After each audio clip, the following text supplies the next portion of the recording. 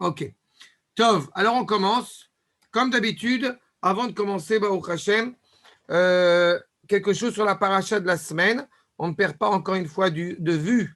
La semaine dernière, nous avons fait une étude sur la comparaison, l'idée de se comparer à chaque fois aux autres quand on parle du foyer. Et j'ai voulu rapporter de nouveau un enseignement sur la paracha de cette semaine, dans la paracha de Vaïtsé, en rapport avec le couple, n'est-ce pas? Alors encore une fois, comme d'habitude, les textes sont en hébreu, mais je sais que certains comprennent plus que d'autres, mais on fait à chaque fois un effort pour que tout le monde puisse au bout du compte entendre les propos de nos Chachamim. En l'occurrence, je vous rapporte les propos du Rav Shlomo Aviner sur la paracha de Vaïtsé en ce qui concerne justement les différents types de couples. Et c'est pour ça qu'à chaque fois qu'on a affaire au bout du compte à des affaires de couple, eh bien la plus grande difficulté, c'est d'arriver à comprendre que, eh bien, il n'y a pas un seul schéma, il n'y a pas un seul, au bout du compte, paramètre quand on parle du couple. Et on le voit par rapport aux différents couples qui constituent nos patriarches et avec nos matriarches. Mais parachatenu, dans notre paracha, Yashet Nisoué Yaakov im Rachel, Vechen Nisoué Yaakov im Léa. On a déjà deux types de couples qui sont mis en place. Le parashiot akodmot, Ayu Nisoué Avraham et Nisoué Yitzhak. Arba Suge Nisuin. Le mariage avec Sarah ne s'est pas inscrit de la même manière que celui avec Rivka, que celui avec Rachel et que celui avec Léa. Sarah est à Achianit, d'abord au niveau du bagage familial. Je vous rappelle que Sarah est la nièce de Abraham, Avinu, la reine, et Kirota Eitev. Il la connaît depuis sa plus tendre enfance, puisque, encore une fois, ils se sont mariés, l'un est né. Ils se sont mariés au bout du compte avec un lien de famille proche, c'est-à-dire, c'est comme il y a un rave qui a vu sa cousine à un âge relativement jeune et qui a dit je me marierai avec elle. C'est-à-dire, et Baruch Hashem, à 24 ans, en Eretz Israël, il s'est marié avec sa cousine. C'est-à-dire, j'espère que tout le monde connaît ce rave. C'est un rave qui est très connu et très important. Baruch Hashem, qui s'appelle Mori Verabi, Arav Zini. C'est-à-dire, Arshav, lo ayu aftaot. Il n'y a pas eu, encore une fois, de surprise. Ils se connaissaient depuis la naissance. Où il met Sota, il a accepté, il a adopté, puisque son père aussi décède. Ve'achakar itraten ita et se marie avec elle. Rivka zaya shiduch, puisque Eliezer, au bout du compte, était shaliach mitzvah. Il a été chercher Rivka pour la ramener auprès du fils de son maître de Yitzhak. Shiduch hiver, kelomar emlo ikiru bichlal lifnechen. Yitzhak Avinu ramènera Rivka dans la tente de sa mère et à ce moment-là, eh bien, il se mit à l'aimer. Donc, c'était totalement à l'aveuglette. Car Itratnu Bezrat Asidur chez Eliezer. On avait déjà vu dans le passé l'organisation de Eliezer, l'admiration de Eliezer pour Rivka dans son comportement a fait qu'effectivement, elle devient digne de se marier avec Yitzhak Avinu. Etel Rachel, Yaakov Avinu, Ahavota, Ahava Atsuma. À peine ils se sont rencontrés, c'est la paracha de cette semaine, à peine ils se sont rencontrés qu'effectivement, il y avait quelque chose d'intense, d'éternel qui s'est déjà créé entre eux. Et ils ont été même prêts à attendre au bout du compte 7 ans, qui leur ont apparu comme un simple jour, encore une fois, et il a pu l'épouser. Léa lui a été imposée d'une certaine manière. Lavan, dans sa perfidie, lui a imposé Léa. Yaakov Avinu lo rata itraten ita, ulvasov itraten ita ve iskin. Au bout du compte, il a épousé Léa, il a accepté d'épouser Léa, et ça a été très important. J'ajoute sur ce point, parce que nous avons la naissance des enfants de Léa qui sont à chaque fois rattachés au sentiment de Léa, de ce qu'elle ressent vis-à-vis de ce qu'elle ressent vis-à-vis de Yaakov envers elle, et on voit que progressivement, eh bien, il est clair que Yaakov a eu justement un comportement pleinement accepté auprès de Léa. Mais je vous rappelle de la même manière qu'il y a 4 matriarches et pas 6, Bila et Zilpa étant, selon certains midrashim, les sœurs de Rachel et de Léa, selon d'autres, étaient simplement leurs servantes. Il n'empêche qu'elles ne deviennent considérées comme étant les épouses de Yaakov uniquement après le décès de Rachel et de Léa. Donc c'est un autre aspect, encore une fois, au niveau du couple. Mais il n'empêche que, et c'est très intéressant, c'est que Rachel est appelée clairement la femme de Yaakov, c'est juste pour la parenthèse par rapport à cela, alors que Léa, quand elle est enterrée à ses côtés dans le caveau des patriarches, elle n'est pas appelée Ishto, alors que Rachel est clairement appelée Ishto Rachel. Donc il y a vraiment quelque chose de particulier entre Yaakov et Rachel. Enfin, en tous les cas, Et Ram, okay, je veux savoir pourquoi ils ont pas appelé Léa Ishto. il y a quelque chose de particulier entre Yaakov et Rachel qui est insondable. Et par rapport, encore une fois, à l'essence même de l'identité de la nation. J'aime dire que Yaakov a épousé Rachel alors qu'Israël a épousé Léa. Léa, c'est une autre dimension. Mais il n'empêche que quand Yaakov, c'est le verset qui le dit, quand Yaakov enterre Léa, il n'y a pas écrit ou kavar Ishto Léa, alors qu'il est clairement indiqué qu'il a enterré Ishto Rachel. Donc, ce n'est pas le même rapport entre les deux. Ça ne veut pas dire qu'il a été méprisant à l'égard de Léa, mais le rapport n'est pas le même. Même s'il est clair, encore une fois, que Léa est considérée comme étant la mère de Israël au même point, au même statut que Rachel. D'accord? Okay, c'est pas le même rapport. Mais il est clair, pour répondre à ta question, que Yaakov a saisi que l'avènement de l'entité du peuple hébraïque ne pouvait pas se faire qu'avec Rachel. D'accord? Mais on aurait pu l'espérer. Yosef était capable de mettre en place les 12 tribus. C'est là. Dans le verset, on te dit El toldot Yaakov Yosef. Donc il y a vraiment les engendrements qui passent directement de Yaakov à Yosef. En tous les cas, on voit à travers ce prisme des 4 couples, eh bien, au bout du compte, des genres très différents. Donc on ne pourrait pas se permettre de dire, au bout du compte, qu'il y a un seul schéma de couple. Mais encore une fois, il y en a plusieurs. À Botaï, si vous voulez si vous voulez que je me donne le sentiment que je ne parle pas qu'à des écrans noirs, c'est très sympathique de votre part. C'est-à-dire, Achav, en attendant, les sikoum, les fanenu, arba, sugei, chatunot, aval besof et kulam aita ahava, arva, shalom, vereut, elionan isgeva. Comme j'ai coutume de dire que je prépare des khatanim à leur mariage, tu n'écoutes les conseils de personne, ça c'est le premier conseil, et le deuxième conseil, tu écoutes. Et c'est justement à cause de cette problématique-là. Parce que tout le monde a des bonnes intentions, mais le problème, c'est qu'encore une fois, il faut essayer d'intégrer le fait que chaque couple, avec des similitudes, mais chaque couple est un monde à part. Et on apprend la même chose, encore une fois, vis-à-vis de notre manière de gérer notre couple. Il y a des couples où ça a été imposé, il y a des couples où ça a été choisi, il y a des couples au bout du compte où ils se sont encore une fois rencontrés et puis les choses se sont passées tant mieux dans le meilleur des mondes, mais en tout cas, c'est très compliqué. Mikan anu lomdim, ki ma shekovea benisouin, ze lo ech matchilim, ela keitzad mamshechim. On a pu au bout du compte, que Dieu nous en préserve, on a pu être mal préparé au mariage. Et ça a des implications qui peuvent parfois être compliquées. Endava.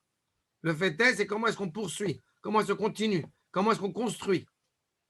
J'en parlais aujourd'hui d'Afka avec Laura va venir pendant le Tioul, avec un barreau, sur le fait que toute sa vie, on apprend au bout du compte de son conjoint et on apprend avec son conjoint. Qu'on soit à 1 an de mariage, où c'est très important évidemment, à 10 ans, 20 ans de mariage, il y a toujours encore une fois un travail sur soi. Il y a toujours des éclaircissements qui sont très importants.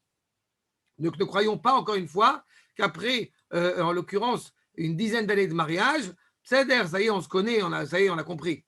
C'est-à-dire, ma chérie, je t'ai déjà dit je t'aime il y a 25 ans, ça y est, tu vas pas nous casser la tête. C'est-à-dire, non. Ça se construit. C'est quelque chose qui est constant.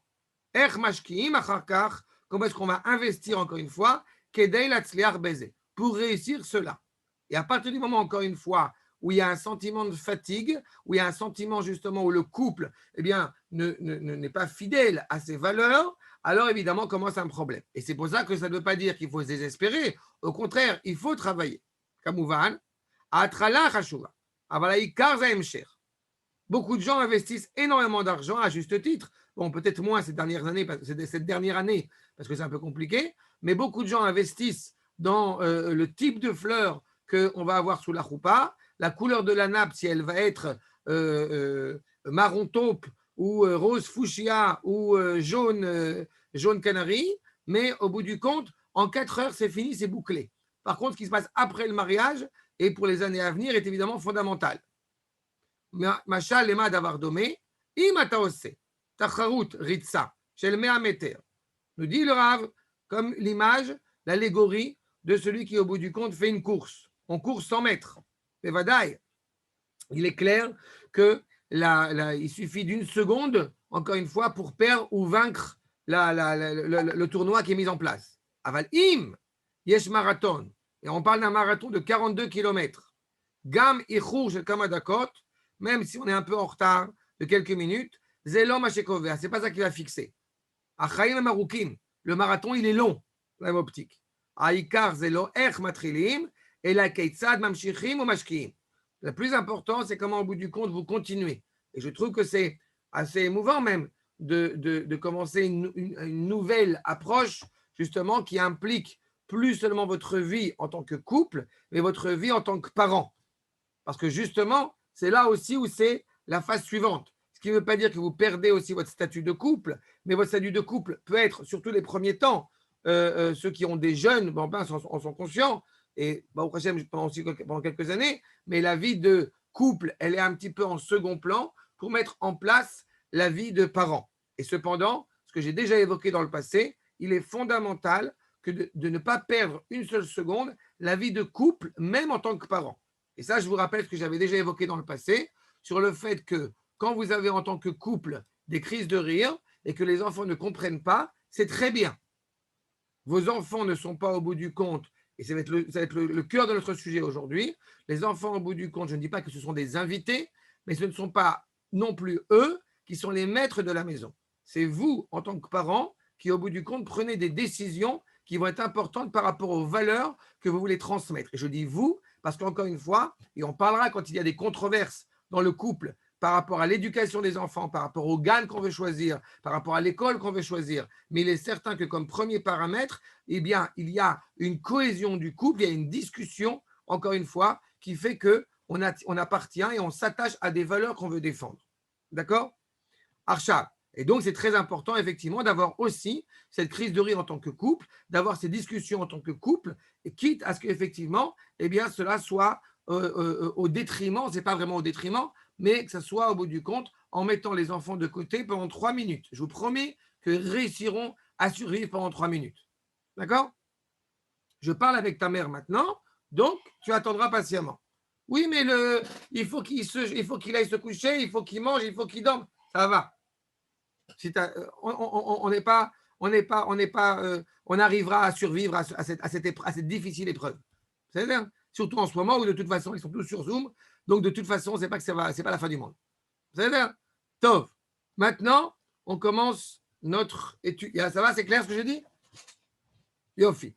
Alors, on commence, s'il vous plaît, avec la question qui est posée. Sheila. Encore une fois, je sais aussi que c'est pareil. La plupart des couples qui sont ici ne sont pas encore à ce stade-là. C'est pour ça qu'on fera aussi, des choses importantes de 0 à 2 ans. D'accord? Pourquoi 2 ans? Parce que 2 ans, c'est l'adolescence. C'est-à-dire 2 ans sur le premier cycle, c'est l'adolescence. Et donc, c'est le moment où l'enfant aura justement une envie de prendre des décisions individuelles. Je veux m'habiller comme ça. Quand la fille de 2 ans, elle décide qu'elle ne veut plus porter de pantalon, d'abord, c'est très bien. Mais quand elle décide qu'elle veut mettre une jupe rouge plutôt qu'une jupe bleue, c'est très bien. Je suis de positif là-dessus, mais on aura le temps d'en reparler. Donc, je prends de manière générale des questions, encore une fois, au niveau de l'éducation qui m'apparaissent fondamentales et j'ai envie de dire dès le plus jeune âge. Yesh li yeled ben arba, keshelon notim lo et ma sheu mevakesh, quand, au bout du compte, on ne donne pas à cet enfant de 4 ans ce qu'il demande, ou yachar nishkav al harispa. Donc, il se couche par terre, c'est l'hystérie. D'accord? Je sais que ça n'arrive jamais chez vous et ça n'arrivera jamais, mais essayez d'imaginer, essayez de visualiser que vos enfants ne vous écoutent pas tout de suite au doigt et à l'œil. C'est-à-dire, Arshab, Nishkav al haritzpa ou matri l'ishtolel. Il fait la crise. D'accord? L'irkoa baraglaim velivot. Avec ses pieds, il tapine du pied et il commence à partir dans tous les sens. C'est d'accord? Ou non irga. Et donc, il ne se calme pas. Jusqu'au moment, encore une fois, où vous lui donneriez éventuellement ce qu'il demande, jusqu'à ce moment-là, eh bien, il ne se calme pas. Un exemple très concret pour que ce soit encore plus clair, vous avez décidé que pendant la semaine, on ne boit que de l'eau et on ne boit pas de jus de fruits. L'enfant a décidé qu'il est hors de question que ça se passe ainsi. Parce que j'ai envie de boire du Coca-Cola, mais vous avez décidé en tant que parent que, eh bien, il ne boirait que de l'eau. Oui, mais le problème, c'est que quand effectivement, il va vouloir boire autre chose, l'implication de cela, c'est qu'il a décidé de ne pas manger, de partir de manière hystérique, de ne pas manger le repas que, peu importe que vous l'avez préparé, en tous les cas, s'il ne reçoit pas son jus de fruits, s'il ne reçoit pas son gâteau au chocolat, il ne mange pas. Et ça part en hystérie. Kol Yetzia Miabait, pareil, autre dimension qui est dans la même question, dès qu'on sort de la maison, de manière ou tôt ou tard, les drisha chez Ekne Lomacho. On va au super. Il est évident que si on va au super, alors on doit automatiquement acheter à son enfant un cadeau. C'est-à-dire un Kinder, bon pas Kinder parce que machin, bueno, nochi, pas nochi, c'est-à-dire, d'accord, il veut absolument manger un gâteau avec le Mimrach Shachar au chocolat dedans. C'est-à-dire, évidemment, Baruch Hashem, ce qui est à la maison est aussi à l'extérieur, en plein milieu du super, crise hystérique au cas où vous oseriez penser ne pas répondre aux désirs, aux desiderata de vos enfants. Ve'oili im ha'ez lesarev. Voilà. Que je n'ose pas, encore une fois, répondre par la négative, sinon mon fils de 4 ans va me mettre une grosse fessée et une grosse claque, que Dieu que j'ai peur. C'est-à-dire, voilà. Qu'est-ce qu'on fait dans ces cas-là? Réponse. התופעה אתה תיארת היא תופעה כללית בתרבות החושבת, שהילדים יש רק זכויות ללא כל חובה. Premier postulat fondamental. Rabotai, la question est posée sur un bébé de 4 ans. Je vais vous dire autrement, sur un bébé de 0 ans. À partir du moment où vous avez décidé, dans la culture moderne et la culture contemporaine, un enfant n'a que des droits. Il n'a aucune obligation. Déjà là, ça commence à partir en vrille. Dans cette culture-là, qui ne comprend pas qu'un enfant a des devoirs, automatiquement, eh bien, cela donne lieu à de tels événements, à de telles hystéries. Aorim, il est clair que vous avez, encore une fois, une exigence, un devoir de donner ce qui est nécessaire, de subvenir aux besoins de vos enfants. Achimzot, mais il faut aussi leur enseigner la retenue. C'est-à-dire, et on va voir pourquoi c'est aussi important. Et j'ai presque envie de vous dire à quel point c'est grave si cela n'est pas fait, à la fois au présent et à la fois dans l'avenir. Regardez la suite. Amroulo. Imrou lo. Il faut être capable de dire non. Le problème que j'évoquais à l'instant dans cette crise d'hystérie par rapport au jus de fruits à table. J'ai conseillé une jeune famille qui a été très surprise d'ailleurs sur le fait que ils m'ont demandé qu'est-ce qu'on fait. L'enfant refuse de boire autre chose que du jus de fruits, sinon il ne mange pas. Réponse de David Benita. Eh bien, qu'il ne mange pas.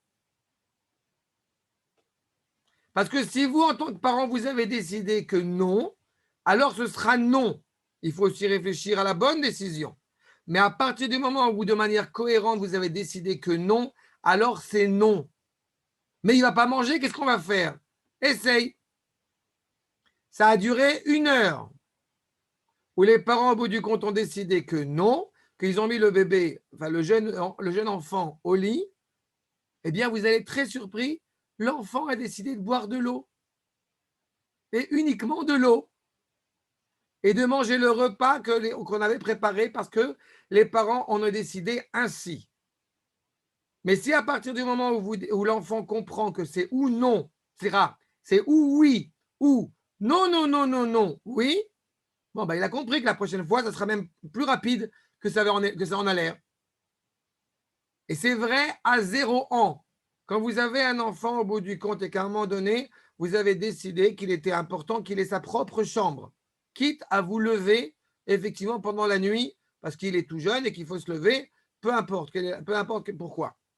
Plus vite un enfant a sa chambre de manière autonome, mieux c'est.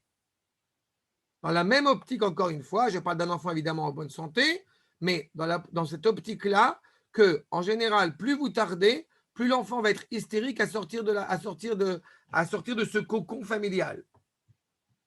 Donc, à partir du moment où vous avez décidé que l'enfant est apte à faire ses nuits, en tout cas une grande partie de ses nuits, dans sa chambre, dans le berceau, dans sa propre chambre, tant mieux. Ça rentre dans la même problématique.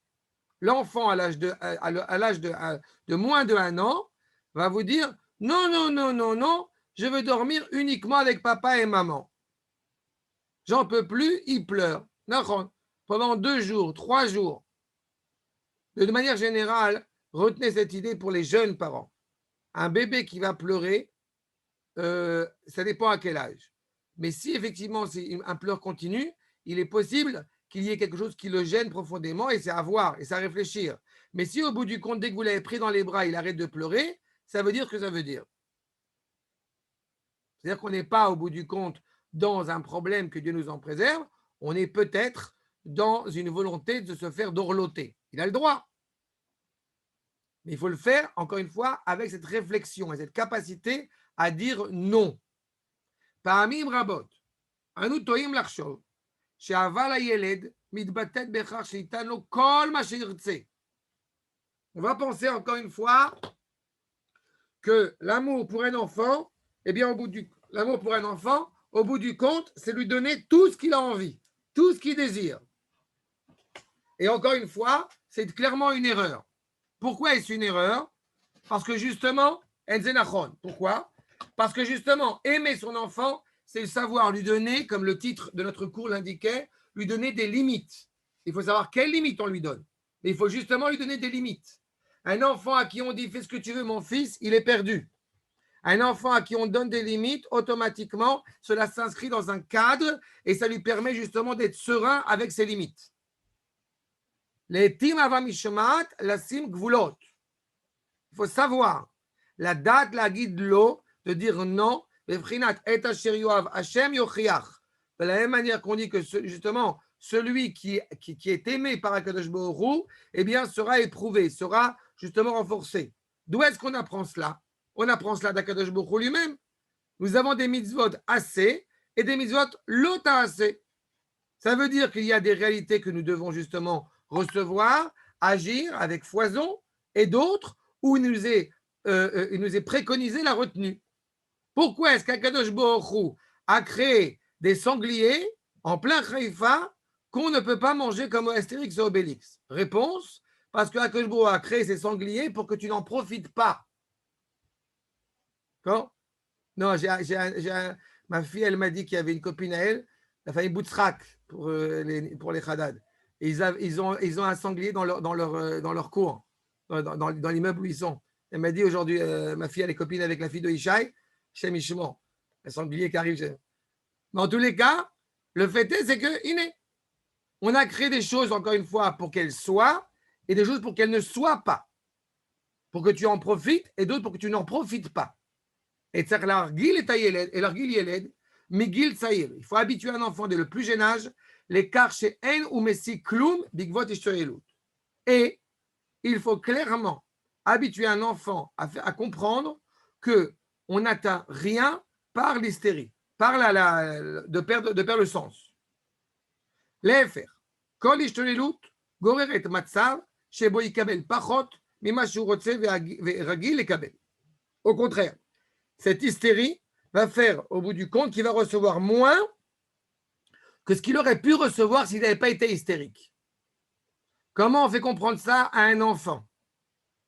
Je vais vous dire très clairement. On aura le temps d'en parler de la notion de punition, de châtiment, de fessée, de claque, de ceinture en cuir frappée. Non, c'est de fer à repasser. Aval. Le fait est, c'est que physiologiquement parlant, un enfant, quand il a 2, 3 ans, 4 ans, 4, 5 ans, il ne peut pas comprendre le sens de la fessée. Donc, si vous, au bout du compte, vous donnez une fessée à un enfant de 1 an, 2 ans, il ne comprend pas ce que ça veut dire. Techniquement, il ne comprend pas. Mais il y a d'autres moyens de lui faire comprendre qu'il n'a pas un intérêt à être hystérique. Par exemple, le prendre dans les bras et le serrer. Pas trop fort, mais le serrer dans les bras. Le fait qu'il perde, justement, lui qui n'a une seule envie, c'est cette liberté d'agir, de pouvoir se promener partout. Le fait qu'il comprenne, encore une fois, qu'il est encadré par des parents, lui fait comprendre qu'il ne s'est pas comporté comme il fallait. Par exemple, encore une fois, chacun choisit, mais il est clair, encore une fois, que ça doit être compris vis-à-vis de l'âge où l'enfant est capable de comprendre. Yelet sheyodea, sheishtolelut, lo to'il, lo, et la tazik. Encore une fois, on comprend bien un enfant qui arrive à saisir que partir en hystérie n'est pas utile pour lui, voire au bout du compte va le nuire. Yafsik l'ishtolel. On ne dit pas à un enfant, au bout du compte, je me permets d'insister sur ce point dans la même optique, mais encore une fois, on aura le temps d'en reparler. On ne dit pas à un enfant qui a fait une bêtise, va dans ta chambre. Parce que cela voudrait dire que la chambre, qui est l'endroit, au bout du compte, du repos, l'endroit de la sérénité, l'endroit où il va jouer, eh bien, est considéré comme étant une punition. Et ce n'est pas possible. Au contraire, on ne veut pas fuir le dialogue avec ses enfants. On veut justement l'éduquer. On veut le remettre en place parce que c'est ça son rôle. C'est ça notre rôle de parent et c'est ça son rôle d'enfant. Mais attention, il faut faire attention que ces limites ne soient pas abusives. Ce n'est pas toujours évident. Il faut savoir sur quoi on insiste. Quand il y avait mes enfants qui étaient petits et qu'on est en plein hiver et qu'il y a des flaques d'eau, ma fille, elle a les bottes et elle saute dans les flaques d'eau. Normalement, un père normal dirait peut-être « Oh là là là là, qu'est-ce que tu as fait ?» Sauf que je ne suis pas un père normal, donc j'ai sauté avec elle. C'est-à-dire, parce que justement, c'est quelque chose qui est cohérent vis-à-vis de son âge. Donc c'est fondamental qu'elle puisse justement découvrir cela. Il faut savoir sur quoi on insiste et sur quoi il n'y a pas lieu d'insister. Si au bout du compte, vous habillez vos enfants avec des vêtements super sympathiques pour Shabbat, mais que surtout il ne peut pas bouger, que surtout il ne peut pas jouer, que surtout il ne peut pas manger et ne pas salir la chemise parce que c'est la chemise qu'elle a reçue de Mamie Messaouda à Hanouka, alors il a fait, Imkol Akavod, c'est un Issourim, c'est une épreuve, c'est une punition que vous avez fait à l'enfant. Il arrive dans les jours de fête où c'est les jours les plus réjouissants possibles et vous l'avez accoutré d'un vêtement qui l'empêche de vivre. Donc c'est hors de propos. C'est-à-dire, Baruch Hashem, on achètera une nouvelle chemise, il y a une machine à laver. Il faut savoir où est-ce qu'on fixe les limites, ou est-ce que les limites, encore une fois, n'ont pas de sens. Non, mais tu comprends, si au bout du compte, je le mets dans sa chaise et qu'il mange comme ça et qu'il ne mange pas proprement, qu'est-ce qu'ils vont dire les invités? Ben, si les invités, ils ont un problème, je vais vous le dire très gentiment, qu'ils aillent chez leur mère. Vous savez, parce que je suis père de famille et que j'éduque mes enfants comme je pense les éduquer. Tu ne veux pas coucher les enfants, ils ne vont pas rester toute la nuit du Seder de Pessah éveillés, ils ont à peine 1 an ou 2 ans. Va chez ta mère. Un enfant, Baruch Hashem, il est présent à toutes les fêtes. Il aura dormi toute l'après-midi. Et ça, encore une fois, c'est un sujet dont on parlera longuement. Le rapport au Kodesh doit être clairement évoqué. Donc, quand je parle d'hystérie, je parle par rapport à des valeurs, par rapport à des règles qui, encore une fois, au quotidien, sont nécessaires pour l'équilibre de l'enfant. Im lo nativ leyelet gvulot, nimtsa et atzmenu nichnaim lo yoter veyoter. Ça ne va pas aller en avançant et en progressant.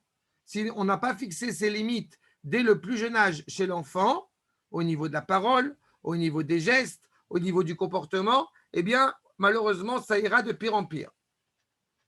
Avec mon épouse, il y avait quelque chose une fois dans un canyon qui nous a éclaté de rire. Il y avait une mère qui dit à son enfant, pareil, hystérique, qui a 20 mètres, 30 mètres d'elle, et elle lui dit, elle est d'un côté, elle lui dit, l'enfant est ici, elle lui dit, viens tout de suite, sinon ça va mal se passer. Et comment elle lui dit, c'est ça, c'est la mère. Comment elle lui dit, viens tout de suite, sinon ça va mal se passer, viens tout de suite, viens tout de suite. Il a fait. La mère, elle a perdu le combat. Si au bout du compte, vous avez dit à votre enfant de venir, alors l'enfant vient. S'il ne vient pas, ça ne peut pas, encore une fois, rester sans réaction de votre part. Ce n'est pas envisageable. Ça sera une fois, ça ne sera pas deux. N'est-ce pas? Achab. Nezakim atidim. Maintenant, je vais parler justement sur la problématique, si on ne donne pas ces frontières, des implications qu'il y aura dans le futur. Encore une fois, jamais rien n'est obligé, mais il faut être conscient de cette problématique. Yeled, shelo utzvu lo gvulot beyalduto. Un enfant à qui on n'a pas fixé justement des limites dès son enfance. Alou ligdol, lemevugar, chaser gvulot. Il va devenir un adulte au bout du compte qui n'a pas de limite. Pourquoi c'est dangereux? On a quelqu'un qui s'appelle Esav, l'Avdil, qui n'a pas de limite. Il a refusé les limites. J'ai envie de ton vêtement, Nimrod, ou tu me le donnes, ou je t'éclate la tête et je le prends. Il n'y a pas de limite. C'est là. Habitant à Akko, il y a des populations, nous le savons, okay, qui ne sont pas très loin de chez moi, qui effectivement sont habituées à ne pas avoir de limite. D'accord? C'est normal. Père et Adam, c'est une approximation humaine, elle ne connaît pas la limite. C'est-à-dire, comme elle ne connaît pas la limite, elle peut prendre un soldat et balancer par la fenêtre. Bon, on n'est pas surpris, c'est des animaux. C'est-à-dire, enfin, sans blesser les animaux. C'est-à-dire, ou, il caché, l'imtso et mekomo babet sefer. Il ne trouve pas sa place à l'école. Vous comprenez que la problématique, justement, qui est soulevée ici, elle va être à l'école, elle va être dans le fait qu'il y a plein d'endroits dans le monde où le mouvement de jeunesse s'est estompé progressivement. Et pourquoi? Parce que l'enfant a besoin d'avoir, au bout du compte, en tout cas inspiré par la société, a besoin d'avoir sa propre chambre, tout seul. Il a besoin d'avoir, au bout du compte, son confort personnel. Il n'y a plus d'autres, il n'y a que moi. Et ça, c'est dramatique. C'est dans la même problématique de fixer des limites.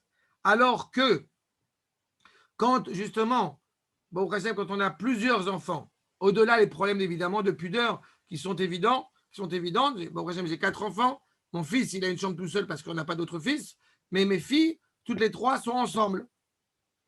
De la plus grande de 14-15 ans et jusqu'à la plus petite de 7 ans. Pourquoi? Parce que justement, il y a un échange entre eux. Et cet échange est fondamental et il aide à fixer ses limites, à comprendre au bout du compte que mes décisions sont prises aussi en corrélation avec l'autre. Donc, il y a des limites. Mais si on ne fait pas cela, il aura des difficultés à l'école, il aura des difficultés à cacher les tafket batsava. Quand on est encore une fois une unité militaire, on n'est pas un être isolé. On va dans une société, dans une famille, on aura du mal, encore une fois, à cohabiter et à se développer. À partir du moment, encore une fois, une des questions qui a été posée par beaucoup de khatanim ces dernières années, c'est est-ce que je peux, une fois par semaine, sortir avec mes copains et elle avec ses copines? Cette problématique-là, ce qu'elle cache malheureusement, c'est l'incompréhension de ce qu'est un couple. Et ça, on l'a fait dans le passé, on l'a expliqué. C'est cette cohérence, justement. Même si effectivement le mari va aller évidemment à un cours une fois par semaine et la femme de même, c'est pas la même chose. Elle va aller à un cours au bout du compte qui est constitutif, qui est utile pour renforcer le foyer. Ça n'a rien à voir avec ce que j'ai évoqué à l'instant. Achab, tifkud kaze, doresh, la amod be ma'achot klaliim makbilot. Pour pouvoir, encore une fois, agir correctement, eh bien, il y a une importance, encore une fois, de ces limites, de cette cohérence, encore une fois, qui existe dans le foyer. Mais là encore, les parents, je me permets d'insister sur ce point, ne peuvent pas se limiter à donner des limites à leurs enfants. Ils doivent faire acte de présence. L'essentiel, encore une fois, de la vie de famille ne commence pas à « c'est permis, c'est interdit ». Il commence avec la présence. Il commence avec, encore une fois, les enfants, allez dormir, allez dans votre chambre parce que j'ai envie de me reposer. Non, ce n'est pas une tare, c'est pas une tannée d'avoir des enfants. C'est un bonheur considérable. Et je vous dis ça parce que, bref, pas par rapport à ce que j'ai vécu. quand mes enfants, au bout du compte, étaient plus jeunes et qu'ils se disputaient et qu'il y a du bruit à la maison, j'ai dit, Baruch Hashem, continuez à vous disputer. C'est-à-dire, ça, c'est l'essence même. On joue avec ses enfants. On n'est pas, encore une fois, je répète, on n'est pas dans une base militaire. On est dans une réalité où les valeurs que on va, encore une fois, auxquelles nous adhérons, eh bien, on va les transmettre à notre enfant. עכשיו, ואדם שהמנגנון המרסן הפנימי שלו לא נבנה בילדותו, יתקשה בכך. Il est fondamental, encore une fois, de savoir dans quel monde on évolue. Et l'enfant, encore une fois, le découvre dès son plus jeune âge. Je me suis rendu compte que dans notre manière de gérer notre foyer, que les enfants entendent beaucoup de choses en dehors de la maison. Et depuis leur plus jeune âge, eh bien, ils ont été habitués à dire, OK, est-ce que ce mot, est-ce que ce film, est-ce que je ne sais pas, cette série, est-ce qu'elle convient à la famille Benita ou non? Question qu'ils se posent. Et à partir du moment où ils comprennent, encore une fois, que ça, on l'a entendu à l'extérieur, mais ça ne convient pas à la famille Benita, ils comprennent dans quel cadre ils évoluent. Et je le sais tellement que quand ma fille, justement, qui est une adolescente, eh bien, elle commence à sortir des trucs exprès pour rigoler, et c'est pertinemment que ça va me titiller. Donc, elle va me parler du grand chanteur de je ne sais pas quoi, dont on se fout totalement, mais parce qu'elle sait que c'est pour me. Voilà. Adolescente, au prochain. C'est ça? Achav, Tov, Vera. Donc, encore une fois, de bien cerner ce qu'il y a justement de bien okay, et de mal. Rav, okay. Si une adolescente, elle veut écouter Goldman, ça va? Ça, c'est une mitzvah. Elles ne comprennent rien de toute façon, c'est l'israélienne. Elles me voient en train de chanter du Goldman, elles ne comprennent pas ce qui se passe. Atzavat gvulot. Chashuva lo rak kedei yeled yirkosh yicholot itnaagut neutot. On n'est pas seulement en train, encore une fois, de parler de l'importance de vivre correctement en société. Comme je l'ai dit, ce n'est pas seulement par rapport à ce rapport-là. C'est un rapport vis-à-vis de soi. On sait où on est, on sait où on évolue. Et la iabasis le yicholet apnimit, le afrin ben tov lera. C'est ça l'objectif. C'est de bien savoir, encore une fois, où est le bien, où est le mal. Non. אני בשיעור. הוא אמר את זה? השם ישמור. טוב. peu importe, טוב, בסדר, השם ישמור. כן. Trop parler, ce qui n'a absolument rien à voir avec ma femme me disait que apparemment le Premier ministre a dit une phrase qui n'est pas très respectueuse des femmes. Je ne sais pas, mais bon, peu importe. Mais en attendant, il y a un autre Premier ministre, ce qui est une parenthèse, parce que j'ai vu qu'il y en a 2-3 maintenant qui parlent. C'est vraiment une parenthèse qui n'a rien à voir avec le cours. Mais je me permets de vous le dire. Il y a un ancien Premier ministre, dont je tairai le nom pour ne pas dire du mal de Ehud Olmert, qui a dit que libérer Jonathan Pollard est une catastrophe et ce n'est pas une bonne chose. Il espère qu'il ne va pas venir en Israël, etc. À cela, on dit va chez ta mère, espèce de crétin qui a été libéré de prison pour des raisons de santé et ne nous casse pas la tête. Jonathan Pollard qui arrive en Israël, Bezrat Hashem, je ne rêve que d'une seule chose avec mes enfants, c'est d'aller l'accueillir à bras ouverts à l'aéroport avec le masque, mais d'aller l'accueillir pour faire preuve, encore une fois, de reconnaissance à l'égard de ce juif qui a donné sa vie pour l'âme Israël. Ce sont des valeurs, encore une fois, qu'on transmet, pareil, des valeurs qu'on transmet à ses enfants. Et toute personne, encore une fois, qui pense que ce n'est pas important ou que, voire pire, que ça va nous faire des problèmes avec les Américains, vas-y, pars en galoute en Pologne, là-bas, ne nous casse pas la tête. C'est ça? Alors, Tov, en tous les cas, l'Eichot apnimit, la frin ben tov lera. Bien distinguer le bien du mal. Ce qui est permis et ce qui est interdit. Agvulot, chez Otam et Tzivim Morim. Encore une fois, ces limites que les parents, encore une fois, ont eux-mêmes nommées. D'accord? Vous allez me dire, et encore une fois, j'ai dit qu'on évoquera cette question. Que se passe-t-il quand les parents ne sont pas d'accord? Réponse, les parents sont toujours d'accord. Ça veut dire que les parents, quand ils ont déclaré une décision devant l'enfant, ils sont toujours d'accord. Jamais, au grand jamais, les parents ne sont pas d'accord devant leur enfant quand ils ont fixé des limites. Ils vont en parler tous les deux jusqu'à 1h du matin s'il faut, mais au bout du compte, ils auront réfléchi à une décision qu'ils ont prise ensemble, de manière collégiale en tant que parents, voire, ça dépend de l'âge de l'enfant évidemment, voire faire participer l'adolescent justement dans la décision qu'on prend. Qu'est-ce que tu en penses? Quelle décision aurais-tu prise pour justement faire montrer qu'il y a un échange dans cela? Mais ce rapport aussi, encore une fois, de dialogue, on aura besoin de l'occasion d'en parler. À partir de quand parle-t-on de dialogue? De quelle manière parle-t-on de dialogue? À quel point le dialogue est-il justifiable? Tout ça, il faudra évidemment en discuter. Et je me reste confronté pendant sur cette notion de limite. Rav, Okay. comment on fait quand on a toujours envie qu'on soit cohérent, les adultes aux yeux de l'enfant? Mais si jamais la cohérence, elle ne dépend pas que simplement des parents, elle dépend aussi des grands-parents. Et que les grands-parents ils disent certaines choses aux enfants qu'on n'est pas d'accord avec ça. Comment on fait maintenant pour aller expliquer à l'enfant qu'il ne doit pas écouter papy et mamie? C'est un peu problématique, non? Alors, le rapport aux grands-parents, ça sera aussi un sujet à part entière à prendre en considération. Mais on n'arrête pas d'être parent quand on va chez les grands-parents. C'est bien. Il m'est arrivé plus d'une fois de dire à mes parents et à mes beaux-parents, Baruch Hashem, nos enfants ont des parents bien vivants. D'accord? Quand j'ai fait Khalaké et que mon fils on a décidé que mon fils aurait des péotes blondes. Enfin, il est blond, c'est pas qu'on n'a pas teint les péotes en blonde. Hein. Quand, au bout du compte, on a fait le Khalaké et qu'on laissait les péotes, il y a des gens à qui ça a dérangé, il y a des gens que ça a dérangé. C'est-à-dire? Alors, notre réponse a été très sympathique. Je comprends. Mais pour Sarah et moi, ça nous va. Ça nous plaît. Donc, ça nous plaît. Donc, c'est comme ça. C'est-à-dire? À partir du moment où vous avez décidé que quand on est chez les grands-parents, alors on pouvait manger n'importe quoi, boire n'importe quoi, Nbaya. Mais c'est une décision que vous avez prise en tant que parent. Et si vous décidez au bout du compte que ça va être autrement, ça sera autrement.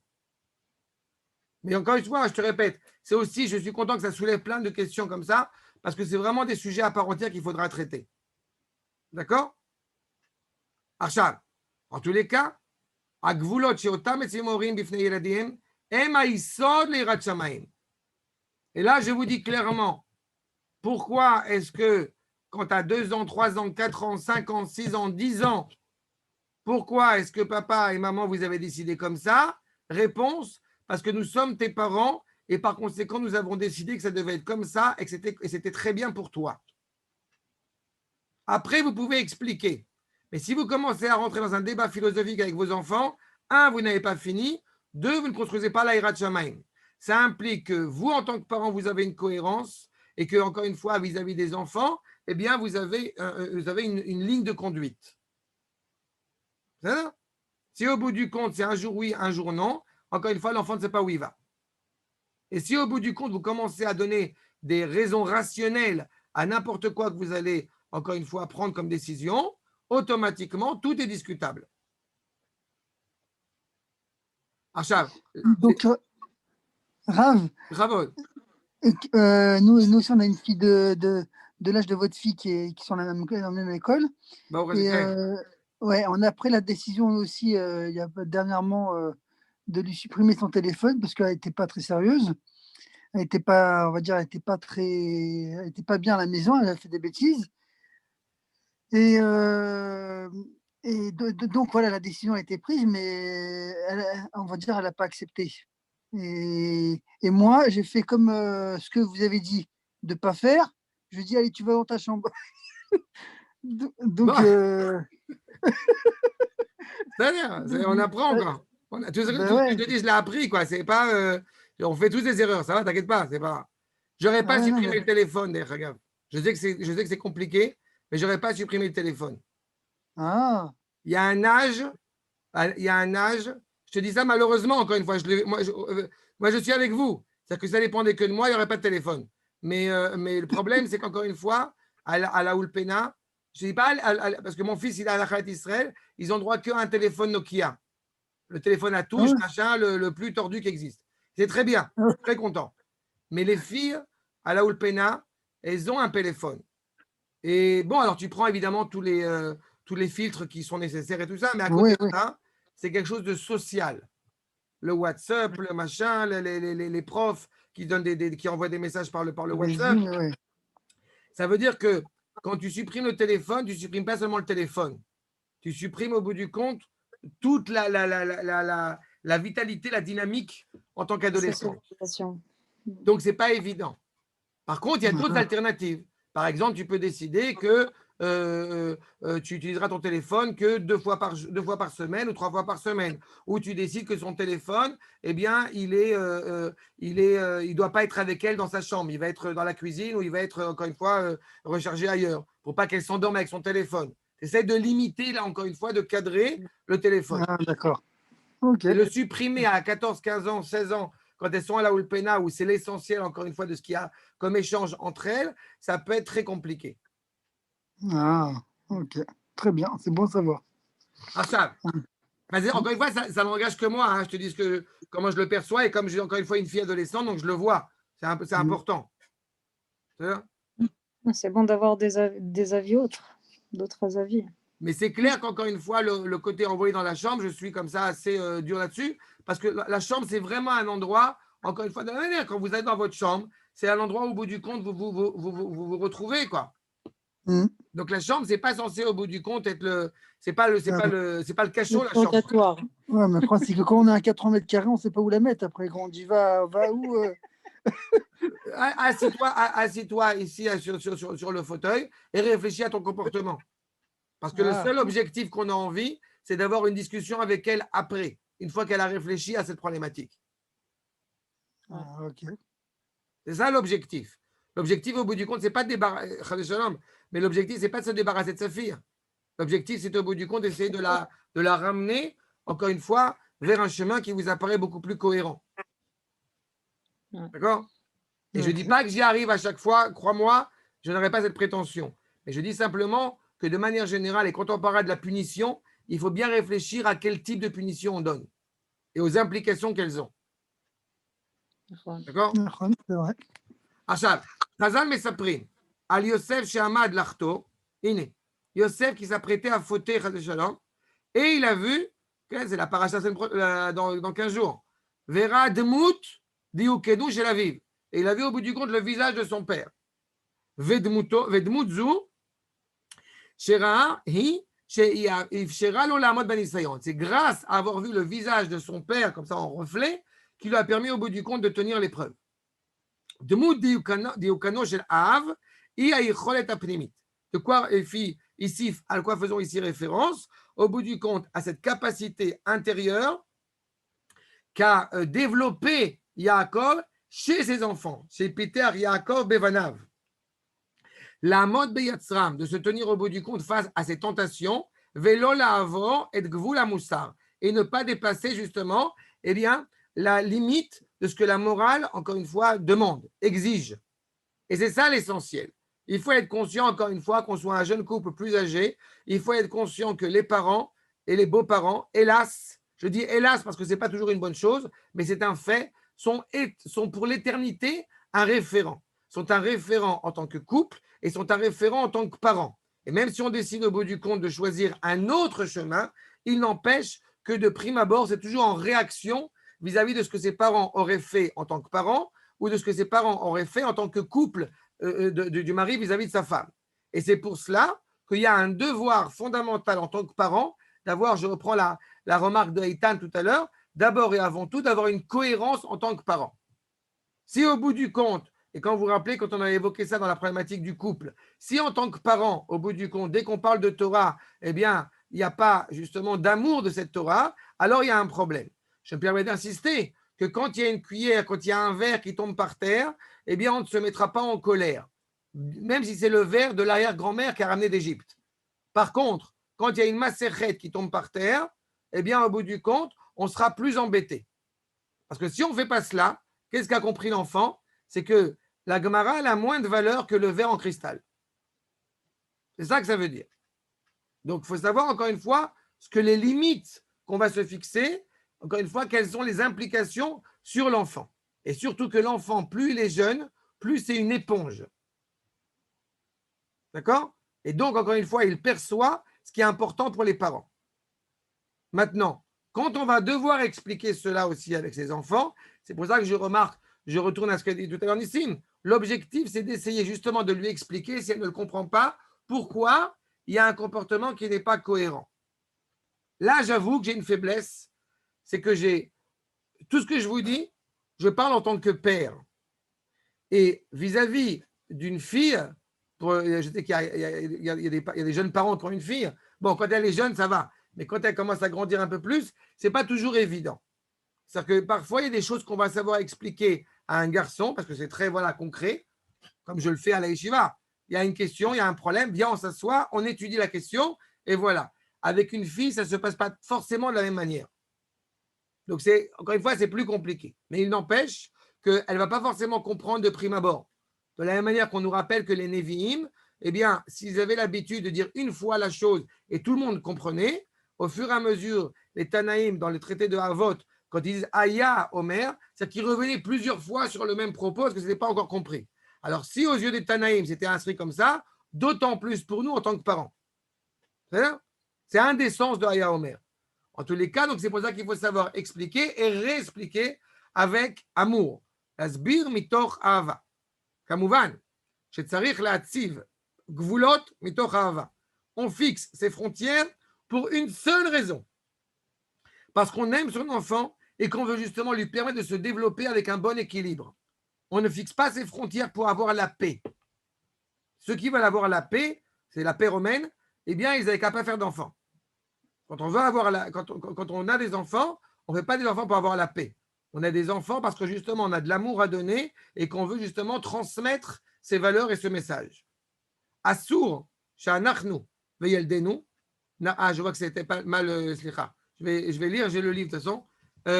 Assour, sha'anachnu veyeldenu, que nous et nos enfants, narshov, she'im ein notnim la yeled mashehu, o osrim alav la'asot davar ma, qu'on lui encore une fois, qu'on ne lui donne pas quelque chose ou qu'on l'interdise,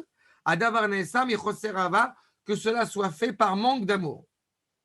Maintenant, avant de poursuivre, je voudrais juste ajouter un point supplémentaire.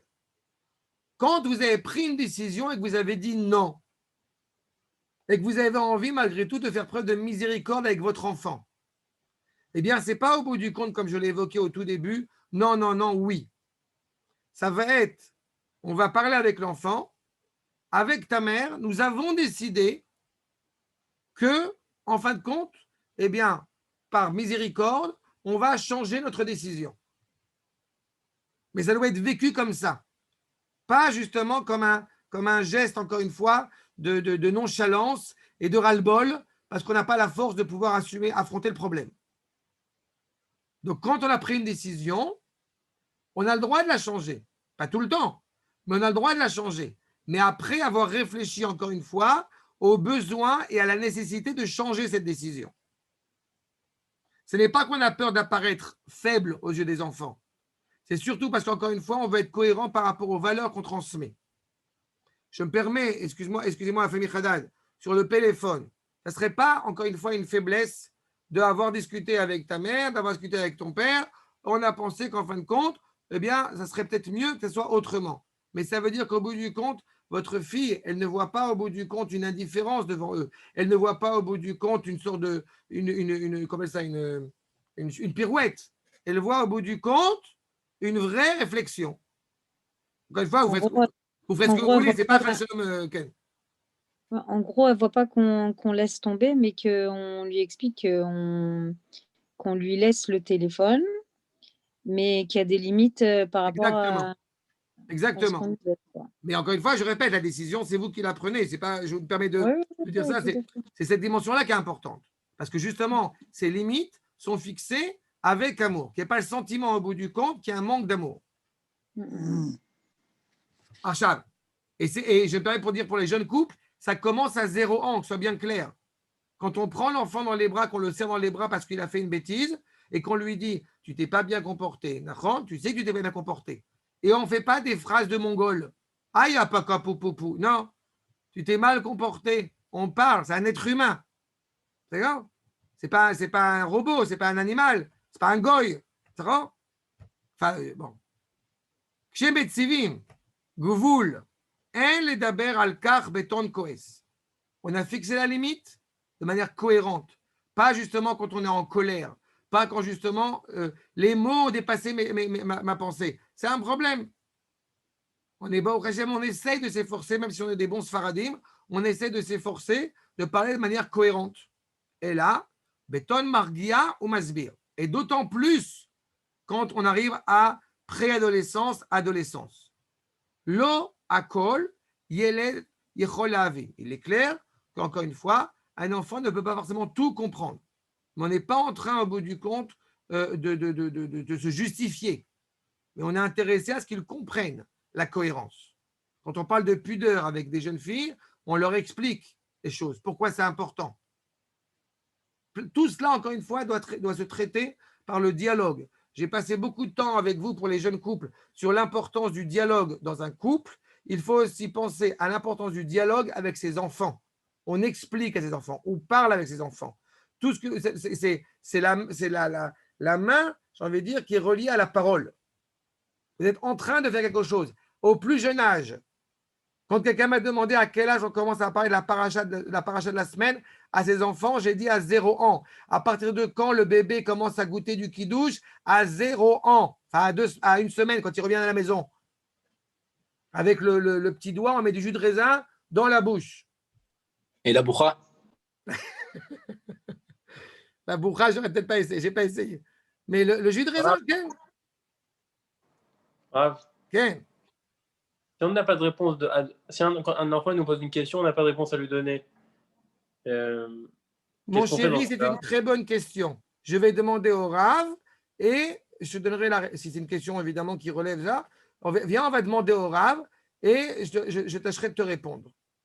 Ou parce que tu n'as pas la réponse, ou parce que tu n'as pas les moyens, ou tu n'as pas là forcément, justement, c'est ce que je dis par la suite, la capacité à répondre à un niveau que l'enfant puisse comprendre. C'est très important aussi d'éduquer un enfant, de voir, d'avoir la honnêteté de dire que tu ne sais pas, d'avoir l'honnêteté et l'humilité de dire que tu t'excuses si tu as fait une erreur de jugement. Ce n'est pas grave. Moi, je n'ai aucun, pour ma part, encore une fois, je n'ai aucun problème à m'excuser auprès de mes enfants si j'ai fait une bêtise, si j'ai fait une erreur. Je ne serai pas mal aimé par mes enfants à cause de ça. Et ce n'est pas genre je m'excuse. C'est je m'excuse, tu as raison, sur ce point-là, je me suis trompé. Parce qu'encore une fois, il y a un rapport. Je ne deviens pas le pote de mes enfants. Je ne deviens pas le copain de mes enfants. Il a un père, il sait exactement au bout du compte qui est le maître à bord. Mais il n'empêche, encore une fois, qu'on a un dialogue. Et quand il y a une question, encore une fois, qu'il pose à laquelle tu n'as pas de réponse, c'est là, bah, tu demanderas. Écoute, je vais demander, je ne sais pas. Si par exemple, le Shabbat, par exemple, il allume la lumière ou quoi, et qu'il nous demande et qu'on essaie de lui expliquer comment, enfin, qu'il ne faut pas allumer la lumière, quoi, Shabbat. D'abord, on ne lui dit pas qu'il ne faut pas allumer la lumière Shabbat. Quoi? D'abord, on ne lui dit pas, ça dépend à quel âge. Si tu me dis que c'est à 15 ans, il y a un problème. Mais si tu me dis que c'est à 6 mois, à 1 an, il n'a pas fait ça, encore une fois, par volonté de mépriser le Shabbat. Il a fait ça par inadvertance. Alors d'abord, ce que je peux t'encourager à faire, c'est de mettre du scotch ou de mettre des trucs, des caches lumière pour éviter ce problématique. Et ensuite, encore une fois, jamais, au grand jamais, un jeune enfant, un bambin, on va commencer à lui rentrer dans des trucs de interdits et permis. J'insiste sur ce point. Jamais, au grand jamais, quand mes enfants étaient petits, on a parlé d'interdit Shabbat. Ça n'existe pas. Le Shabbat, c'est un kiff. Le Shabbat, il y a des jeux qui sont spéciaux juste pour Shabbat. Il y a des mets pour Shabbat, il y a des choses pour Shabbat. C'est l'image qu'on doit lui renvoyer. S'il reçoit au bout du compte l'image de la peur, il ne peut pas kiffer Shabbat. Donc, quand il va allumer la lumière par inadvertance, alors on va lui dire Béni, mon chéri, ça ne convient pas. On est à Israël, nous on fait Shabbat. Tu trouves des mots agréables pour bien expliquer qu'il y a une cohérence entre le fait qu'il soit juif et le fait, encore une fois, de ne pas allumer la lumière Shabbat.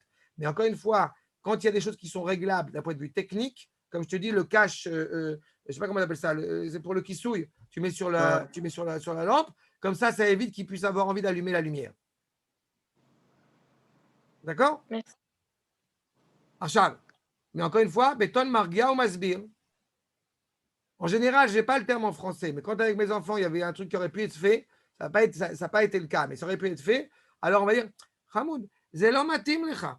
Zelo matim le Shabbat. Je préfère le terme Zelo matim que de rentrer dans un truc de Assour. D'accord? En général, malheureusement, c'est au Gan. Hélas, qui commence à entendre parler de Yetzeratov et de Yetzerara et de Moutar et Assour. On ne rentre pas dans ces trucs-là. Ça n'existe pas. C'est hors contexte. Je parle à un jeune âge. Après, ils apprennent au fur et à mesure. Mais quand ils sont petits, comme je vous ai dit, il y a un jeu. Allez, on va sortir le jeu de Shabbat. Il faut qu'ils sortent au bout du compte avec un sentiment. Ça sera aussi un sujet intéressant à traiter. Mais il faut qu'ils sortent avec un sentiment que Shabbat, c'est un jour spécial. D'accord? Achab. Donc, encore une fois, les filles avanato. Gam im ein ou mevin, même s'il ne comprend pas, Rashuv sheida shel horim yesh esber. Les ma shem osim. Même s'il ne comprend pas l'explication, il est important pour lui aussi de comprendre qu'il y a une cohérence chez les parents, qu'ils ont une explication sur ce qu'ils exigent de faire. Ou chez les filles avanatam, em osim et ma shenachon bishvilo. Et que selon effectivement leur compréhension, eh bien, ils vont faire ce qui est juste pour lui. Là encore, ça dépend de l'âge, ça dépend de la capacité, ça dépend de la maturité de l'enfant. D'accord? On verra, Bezrat Hashem, en ce qui concerne emmener l'enfant à la synagogue, tout ce qui relève du Kodesh, ce que soulevait Laura à l'instant, on aura besoin de l'occasion d'en parler. Et d'abord, au niveau des limites, encore une fois, ce ne sont pas des limites qui sont strictes, fascisantes, ce sont des limites qui doivent être réfléchies pour le bien de l'enfant, en fonction de l'âge de l'enfant, en fonction de la maturité de l'enfant, encore une fois, et qui peuvent être souples après discussion entre les deux membres, encore une fois, qui décident. Ce que vous devez bien avoir en tête, c'est qu'il y a deux manières de gérer un foyer. Il y a des maisons où les enfants sont les maîtres de maison. C'est leur choix. Mais à mes yeux, ce n'est pas la bonne solution. À la maison, il y a Baal Habayit et Baalat Habayit. Baala Mishpacha. C'est vous les maîtres à la maison. Pas des maîtres, encore une fois, comme si on avait des esclaves, mais c'est vous, au bout du compte, qui prenez la direction, le drapeau, l'étendard de la maison. Est-ce que c'est clair? C'est clair. Yofi. Alors, je voudrais terminer, comme d'habitude. Cette fois-ci, j'ai pris une citation sur le chinour. On prendra, à mon avis, Bezrat Hashem, beaucoup de citations de ce Rav. Je ne sais pas si vous le connaissez, il s'appelle le Rav Avraham Yitzhak Cohen Cook, sur le chinour. Et voilà ce qu'il dit justement sur la finalité du chinour. Matarat ha-chinour, il est archir et adam le surato ametukenet. La finalité profonde de l'éducation, c'est de rendre apte l'être humain de la manière la plus complète possible, la complétion la plus authentique. La soto, tov veyachar, qui soit au bout du compte un être droit, un être bon. Je n'ai pas dit un être civilisé, parce que ça, malheureusement, c'est ce que va nous dire le monde occidental. Il faut qu'ils soient capables de vivre dans la société contemporaine, moderne, occidentale, avec tous leurs trucs tordus. Non, d'être bon et droit. Depuis, Me'az, Asher echel Avraham Avinu likro beshem Hashem, depuis qu'Avraham Avinu, encore une fois, diffuse ce message que la créature est intimement reliée au Créateur, à Kadosh Baruch Hu, au monde, eh bien, nous avons reçu justement cet héritage, Aïtalanu lenachala, qui colle machetiye mushreshet belibo shel adam, tout ce qui va clairement être inscrit, enraciné dans le cœur de l'homme, yoter akriya beshem Hashem, ken igdal tuvo veyoshro. Je reprends la remarque de Laura. Tu vois pourquoi j'insiste sur cette dimension positive du Shabbat? Parce que Akadosh Baruch Hu nous a donné un cadeau qui s'appelle Shabbat, Remda Gnouza. Et quand on élève des enfants en leur parlant de ce qui est permis et interdit le Shabbat, quitte même que ce soit des choses qui soient problématiques Shabbat, alors automatiquement, ils ne vont pas voir le Shabbat comme étant un cadeau tel qu'il est réellement. Donc c'est important, encore une fois, que d'être relié à Akadosh Baruch Hu dans cette droiture, eh bien, va nous renforcer dans l'évocation du bien. Oui, mais Rav, okay. Oui, Rav, mais si par exemple on est en plein repas et j'en ai un qui trie les aliments, il met les pois chiches d'un côté, il n'aime pas, il mange les haricots verts, il ne veut pas manger ça. Je lui dis, comme c'est un interdit, je me permets de ne pas lui dire. Ah non, faut que je lui dise. Ça dépend à quel âge. Ça dépend à quel âge. Il a 8 ans, 8 ans. 8 ans, c'est clair qu'il peut comprendre. C'est clair qu'il peut comprendre. Mais à 8 ans, tu ne vas pas lui dire « Oh là là, qu'est-ce que tu fais? Tu es malade mental, tu vas avoir 40 coups de bâton. » C'est-à-dire Enfin, 39, c'est-à-dire. Parce qu'on fait une ristourne. Non, tu lui dis « Tzadik, c'est pas bien de faire ça Shabbat. » À 8 ans, c'est déjà autre chose. Moi, je parle d'un âge, les enfants, le petit garçon des Benadji, il n'a pas encore 8 ans. Ça va venir, mais il y a quelques années encore. Ok, c'est d'accord. Yoter meushar la'atzmo, et donc du coup, effectivement, cette droiture, cette bonté, fait qu'il sera clairement heureux avec lui, et aussi, meushar la'atzmo, velechevra kula. Vous remarquerez encore une fois que le terme de meushar est un terme très intéressant en hébreu, parce que meushar, ça vient de bout du compte d'être de lehacher et atzmo. J'autorise mon moi profond à être. C'est ça le réel bonheur, c'est d'être en cohérence avec soi. Et bien c'est ça au bout du compte, j'ai envie de dire la finalité de l'éducation. C'est de faire en sorte que l'enfant, encore une fois, qui est en train de naître, cette dignité humaine qui est en train de se développer, eh bien elle soit en cohérence avec elle-même. Et encore une fois, quand on parle justement du rapport à la Torah, eh bien elle est en cohérence avec ce qu'elle est réellement. Donc, encore une fois, elle n'est pas seulement une pâle copie des parents, elle est bien plus que ça. D'accord? C'est clair? Y a-t-il des questions? Rav, c'est quoi le livre? Le livre de... Non. Répondez, le livre de... Ah, le livre du cours où vous avez le livre. Ah, c'est plein d'articles que je prends. C'est plein d'articles que je prends ça dépend, mais je ne prends pas toujours le même livre. Mais c'est un livre qui est... attends une seconde, je vais t'enlever l'image pour que tu puisses mieux voir. Nous, j'ai acheté le livre que vous m'avez dit, Menachat. C'est quoi Menachat? Du Rav Karov? Rav Zev Karov, voilà. Je vais m'en servir aussi de ce livre. Je vais me servir aussi de ce livre. Il y a ce livre, je vais me servir du livre du Rav Bleicher sur le Chinour. Je prends plein d'articles à chaque fois qui sont très différents, de gens très différents, mais qui conviennent encore une fois par rapport à ce que je pense justifier de vous expliquer, enfin de voir ensemble avec vous. D'accord? Ce livre, c'est un livre qui... attends une seconde. Je vois que c'est... ah non, pas ça. Ça, tac, tac. Ok, c'est ça comme livre. Il y a plein d'articles dedans que je me suis servi pour le couple et aussi pour l'éducation. Mais ça dépend. Parfois, je ramène de là, je ramène de plein de choses qui sortent comme ça. D'accord? Sur ce, s'il n'y a pas de questions, eh bien, je vous remercie. Baruch Hashem. Et à la semaine prochaine. Merci. Bye bye. Il y aura cours pendant Hanouka, Rav? Hein? Il y aura cours pendant le lundi de Hanouka? Je pense que, a priori, il y a pas, à 8h, ça vous a baluré qu'on aura allumé la Hanouka, quoi. Ouais. Le 25 décembre, Rav. Il y a cours? Le 25 décembre, c'est la bar mitzvah de mon fils Hachem Irachem, qui est évidemment Yud Aleph Betevet. Donc là, il y a des chances qu'effectivement, puisque mon fils est né Ched Betevet, il est né le divin enfant, donc il y a des chances qu'effectivement, eh bien, Hachem Ishmael le 25 décembre, qui crève, pas possible. Voilà. Donc, à la prochaine. Bye bye.